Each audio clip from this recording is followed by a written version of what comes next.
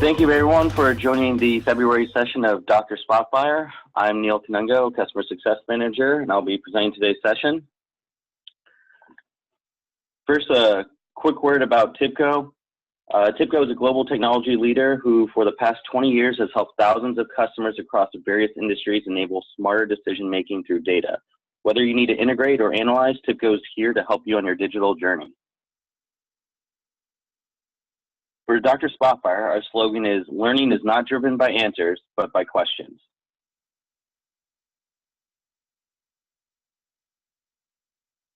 TIBCO is located globally with customers around the world. Today, Dr. Spotfire is going to be broadcasting from my hometown of Seattle, Washington. And this is your crew. So I'm Neil Canungo. I'm going to be doing the intro and Q&A after the feature session. Nanad Saway is the organizer of the main Dr. Spotfire webinar series. Robert Brushenko helps with all the post-processing of the session, including the summaries of all the content on TIBCO community. And Anna is our campaign manager that helps you register, get reminders, and make sure you have access to the session. Today's feature session is presented by Divya Kapoor. She's a Spotfire Senior Solutions Consultant. She'll be presenting on Spotfire 10's natural language query and AI engine, which helps you augment your analysis. It helps you uncover insights and speed up decision-making with AI embedded in Spotfire 10. Throughout the session, feel free to post any questions in the webinar chat Q&A, and we'll answer them as we can. All right, with that, Divya, I'll hand it over to you.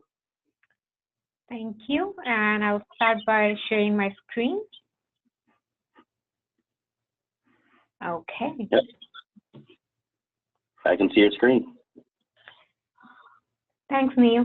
So I'll be talking about Spotfire 10's new feature, which is the natural language query and AI. As you know that with Spotfire 10, we came up with, we have the first feature would be the augmented, which is a new search and AI powered insights. Then we have automated, auditing with automatically recording data flow steps. We have agile, where we entirely revision the user experience and user interface. Then it is accelerated. We have support for real-time data, real-time visualizations on real-time streams. But the one that we'll discuss today is the augmented part, which is the search and AI-powered insights. Now, when we talk about NLQ, it is the natural language query, or as I call it, as the natural language search engine as well. So with our search feature that we have introduced in Spotfire 10, you should be able to create new visualizations quickly and easily. You should be able to search for values in your data. So for example, if you have in your data set income per United States, you could just put it in the search feature and look up for some visualizations that show up. Or you could also type what is the income in United States, as in what is the income in your country. So it would render the same results. You could also go ahead and mark values in your visualizations with the search feature. You could also do some clustering or add some calculated columns. Or you could also navigate all the assets in your library, and I'll be showing you in a bit about it. The next would be the AI-powered recommendations. On the right, you see that you have got all the variables of your data set, and as soon as you select one of the target variable, the recommendations engine, which is now powered in line with the data panel, will show you the visualizations that you can start with, and it will also show you the recommended relationships that you have with the other variables. What's happening underneath is it's basically running an algorithm that will go ahead and look all the variables in your data set, be it continuous or category, and it will do feature engineering and find show you the visualizations that you can start with or the relationships that you have with those variables, and it will present in the order of the ranking according to its order of strength. So it can be used by different personas. It can be used on a wide data set, so it is scalable, and it is also flexible and iterative, because as soon as you select some other column, it will show visualizations or the relationships with other variables as well. So let's go ahead and look at in the demo. So here I'll be doing some profitability analysis, where I'll be using our search feature, and I'll be using the AI driven recommendations engine as well. So basically, in this profitability analysis, we know that our sales are going up, but the profit is going down. So the data set is basically using is the sales shipment data, where we have all the order transactions, including the shipping cost, discount, and sales, and the profit. And we want to know why the sales are going up and why the profit is going down. So I'll start with a blank canvas, and you see on the top right is our search feature, which is defined, the magnifying glass. There's a shortcut to it by just typing Control F, and you can type with, let's say, sales. Just as soon as I type in the column name in my search feature, it will recommend whatever I have in my library, or the visualizations that I can start with. As I can see that there's a histogram. And let's say I want to look at my profit. So I can see that something is wrong, because it is going in the negative. It has some negative numbers, even though I just typed in sales and sales are looking good. So why does it have negative numbers? Let's say I want profit by subcategory.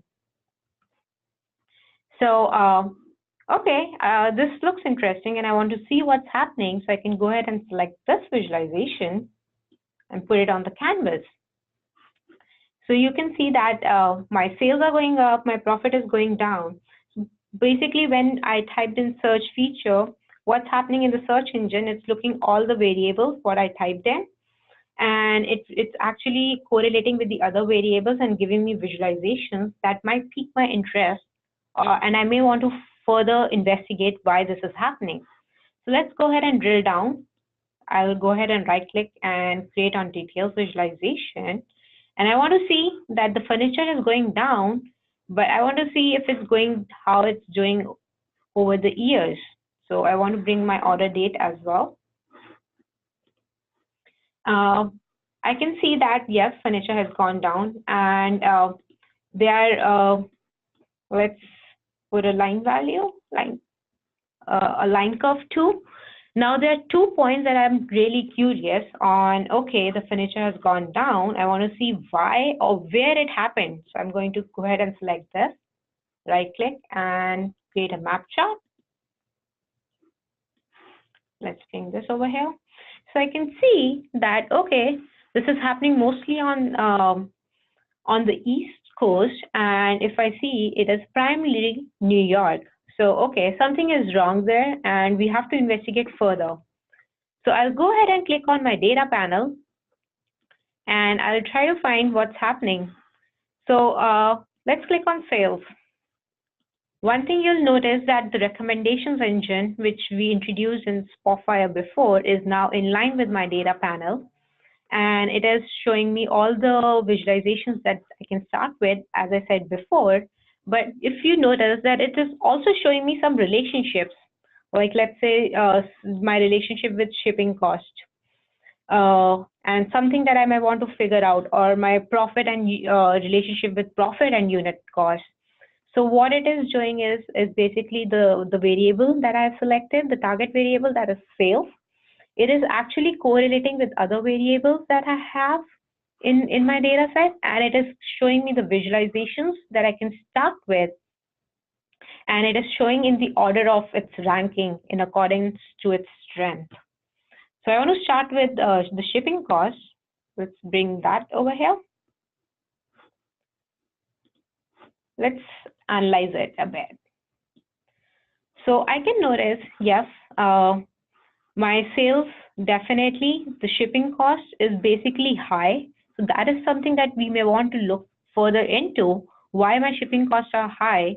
but the sales value are less. So even if the sales value are less for that item, but the shipping cost is high. So I just want to see, okay, what's happening in New York. I can go ahead and do details on demand. So as I see that, I can see that it's mostly basically by the salesperson who's most of the sales orders are from is by Bill Overfeld, and probably I may want to look further and just mark values by Bill Overfeld or the sales orders, and we'll mark and see or search what's happening over there. So now that I have my analysis ready, just by the search feature engine asking questions, and it's just there's so much agility by where to start when I don't even know my data set. I do know what my columns are. So let's go ahead and by adding another data source. So I can go ahead and click on plus sign. So another thing in Spotfire 10, even if you write something, it will search for you.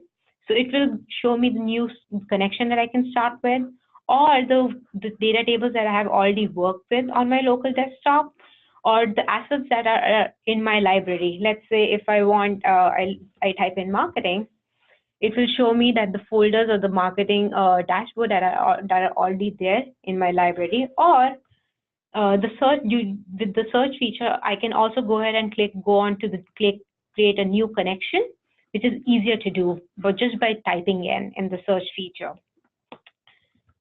So I want to add now sales target because I want to see, okay, the profitability, I did the profitability analysis, but it's incomplete without knowing the targets. So I'll go ahead and add the target table. Click OK. Click OK.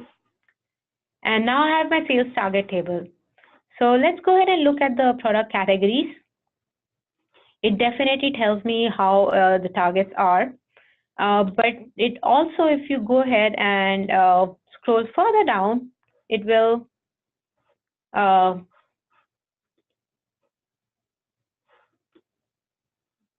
also, you can link your table as well. So let's go ahead and create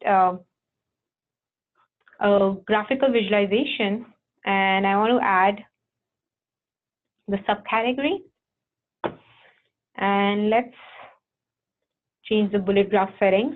Now I want to use the sales shipment the table that I already have, and use the sales column from there, and change this to orange and compare it with the target.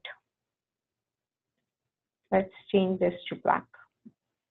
So as I get this in, I can clearly see that yes, my furniture's profit has not been achieved. Obviously, my target has not been achieved because the profit was in negative. But it is very interesting that even just the furniture's profit was in negative, even the ink toner category has not done well. So probably that is something that we should investigate further.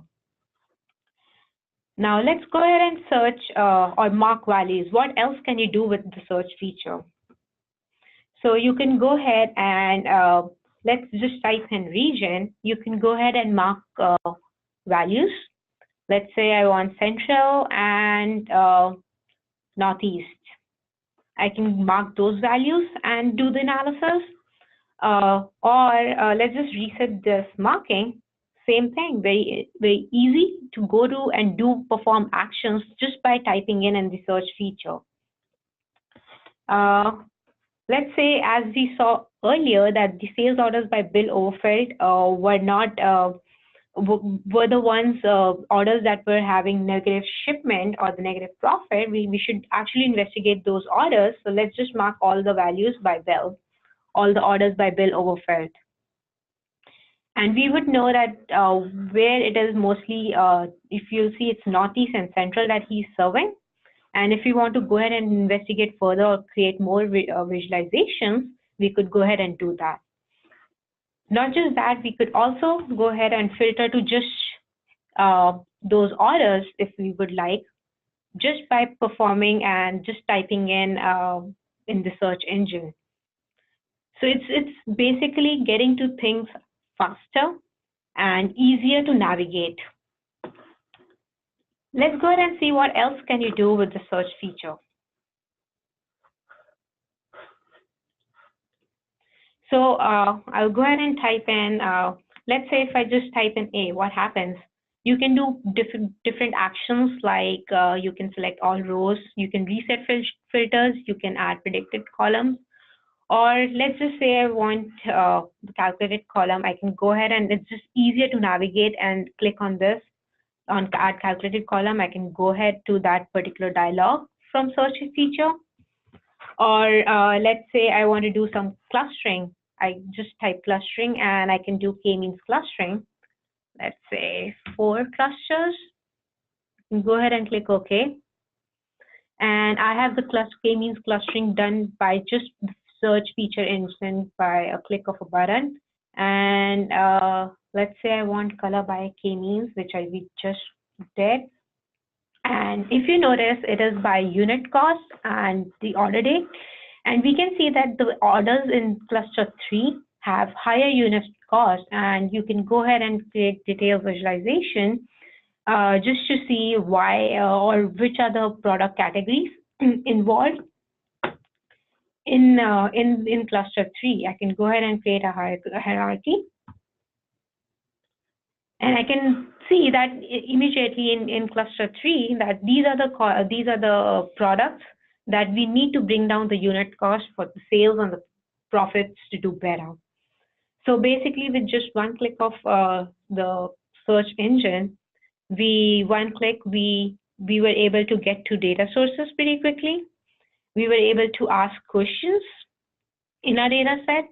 We were with the AI-powered recommendations engine, we were able to find relationships with other variables in our columns in our data set that we may have not known before, but were present.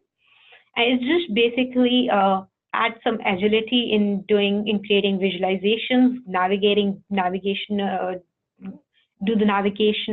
have easier navigation, and go ahead and try this out. So if you have any questions, please go ahead and write it in the web chat. Thanks, Divya. That was really cool. I was wondering if you could take a step back and on the mark and filter tab, if you could show how you add multiple markings to the same visualization. So adding like keep appending new markings. Right. So basically, let's say if I have before I just wanted to type in certain regions, and I have all the values in my regions. It shows me all the values in my regions in the data set. And if I want, let's say South, I can go ahead and mark this automatically. And if I want to add more values to this marking, I can go ahead and select, let's say Southwest, and it will automatically add to those markings. And I think it's a really important point, is that it remembers the marking from your first ad, and then it just adds more and more to it. And you can always clear it by, clicking the blank areas of charts. And then those markings are also, split up by table. So what she has there in her search window is add values to marking, and it says sales shipment. That's a sales shipment table and things like that. So I found this to be really flexible, especially when you have a lot of data points, like in a scatter plot or table visualization, like you're kind of showing. I know you have details on demand here.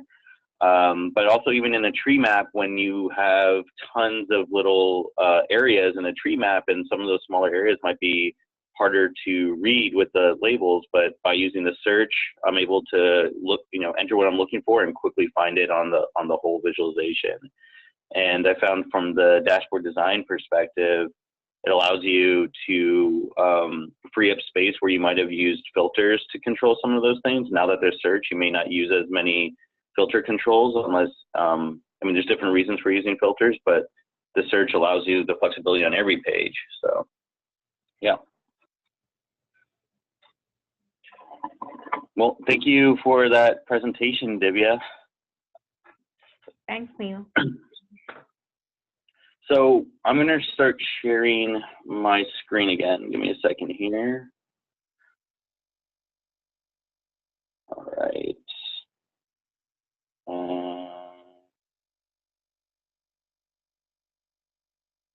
Okay.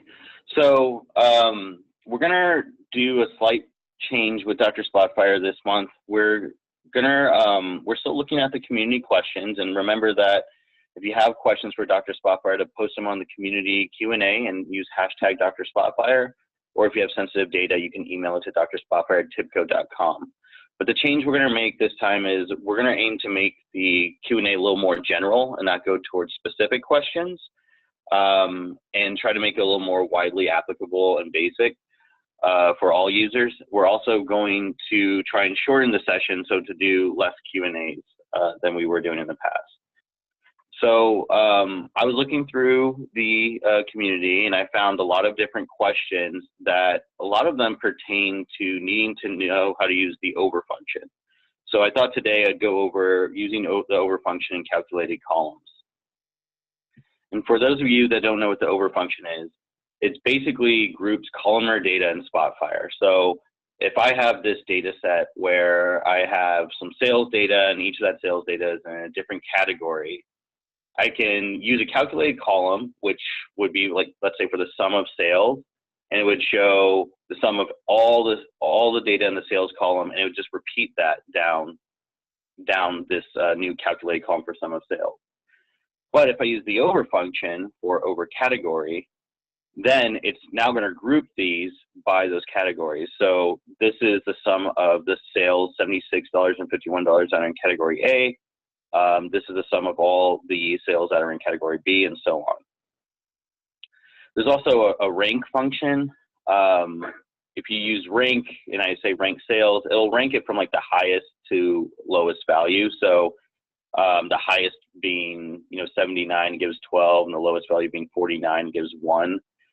You can use descending DESC, and that will rank it from lowest to highest. So or highest to lowest here. So 79.50 now becomes the top value, and it's just ranked all these values.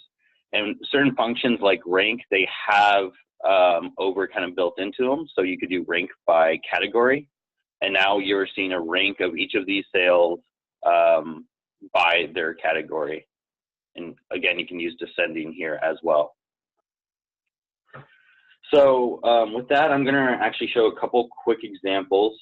All right. So I have this data set on some office supply shipping data. And I see different states and orders, and I see these different sales. So to use an over function, I'll go to add calculated column. And you can use like other expressions, other functions in this expression. I'll do like a sum here and do sum of sales. And then I'll do over, and I'll do states.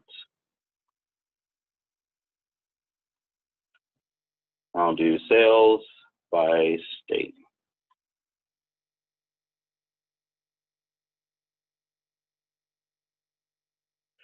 All right. So now when I sort this by state, you'll see that these are all the same values here for Wisconsin, the Wisconsin state. But when I go down to Washington, this changes. Now, one thing to note if you're using a calculated column is that it's not going to respond to filters. So let's say I have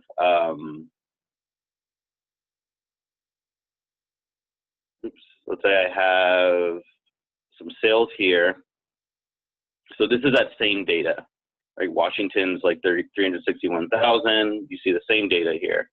Now, when I use a filter, and let's say I filter to just appliances, this data is going to change based off of the filtered data, but the sales by state won't change.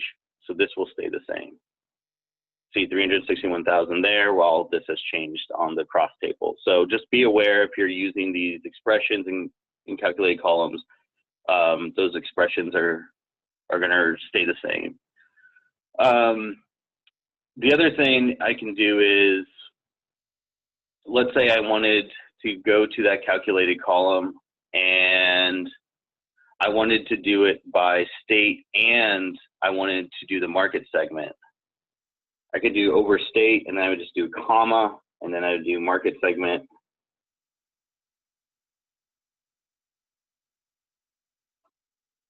And now it's shown by both state and market segment. I have this colored here actually to show this a little bit better.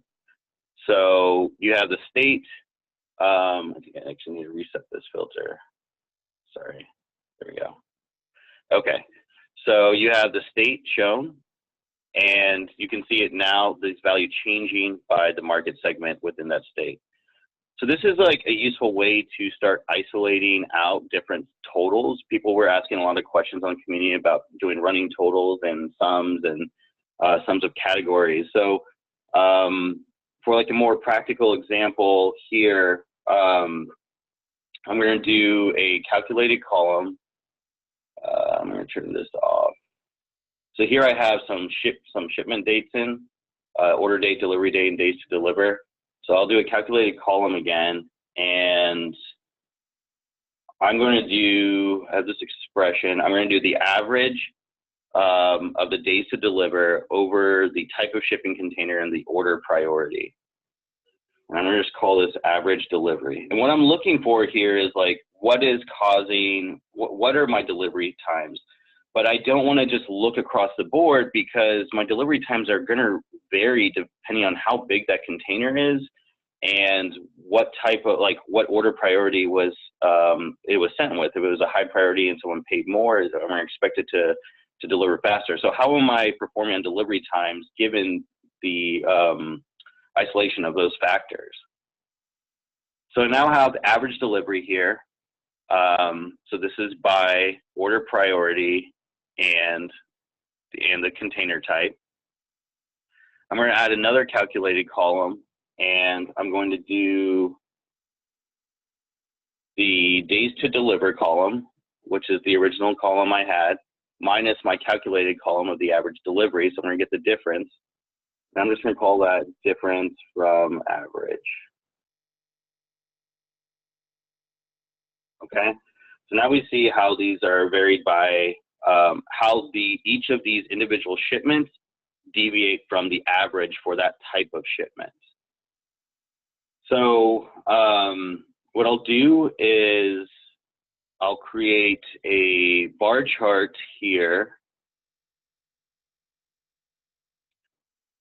and I'll do states, and I'm going to do the difference from average. I'm going to do the median, and then I'm going to sort this by value. So what I see here is that these states are, their shipments are let's see, negative. Yeah, so these states are negative. So these states are the ones that are taking longer to deliver to. If we color it by region, I can see the region as well. So this is something that I might want to focus on. Another way to look at this is if I switch this visualization to, let's say, a scatter plot, and I take out the aggregation. I'm going to do some jittering as well. And for those of you that don't know, like, jittering helps you see where data is kind of clustered over when you have overlapping. And now I'm going to do, let's see, I'll do a bar chart where I'm going to do a detailed visualization where I have a bar chart.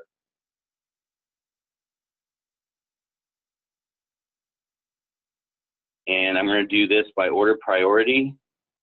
And I want this just to be the count. And so now let's say I select these points across the board for all the states, these that are taking the longest. I can see, I'm going to turn off this to make it easier to see. I can see that they're all in low priority.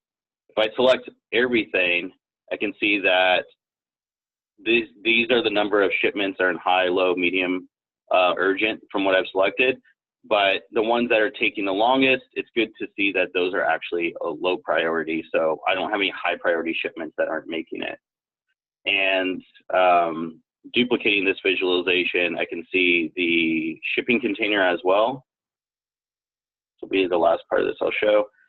So if I want to see what's causing my shipments to take the longest, I can see, or which shipments are taking the longest, it's the small boxes that are low priority. And so that might be an area I want to focus on. So by isolating, basically by isolating these factors, I can start to like analyze my data in different ways. Whereas if I had just done an average of all the shipping dates and then I did a difference from average for each of those packages, if I had just done that in the table, you wouldn't have gotten it isolated by these types of containers and order priorities. Something I think we'll show maybe next time is you can use node expressions. So here I've put that over function and a custom expression on my axis, and I'm using an all here, which is referencing nodes in the table. We're not going to go into the detail on that today, but basically what this has allowed me to do is see the percentage of, these are the percentage of sales. So of all the sales data I have, 33% were in 2009, 23% were in 2010, 21% in 2011. And if I change this to, let's say, I don't know, region, I can see of all the sales I have, 20% are in Central, 53% East, 27% West. So by putting this expression in, I'm actually getting the sales over each of these regions and then able to do a percentage. And because I have the x-axis, the axis x here, I can just change these and the over expression will recalculate. I'm going to take a quick look at the Q&A. Someone asked, is it possible to rank on several dimensions? Yes, so I had shown in here that you can use rank by sales and then category.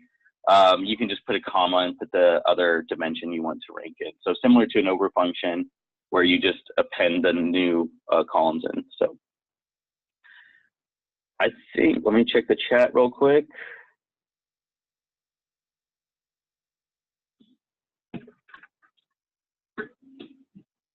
Okay, and one other note before we adjourn is that the webinars are going to be posted on the TIBCO website for the first month. So the February session will be on the TIBCO website, and then by the next session, the March session, the February session will then go onto YouTube. So if you're looking for the most recent session, come to the TIBCO website. And if you're looking for an archive of all the past sessions, go to YouTube. That does it for today's session. Thank you all for joining, and we hope to see you next month.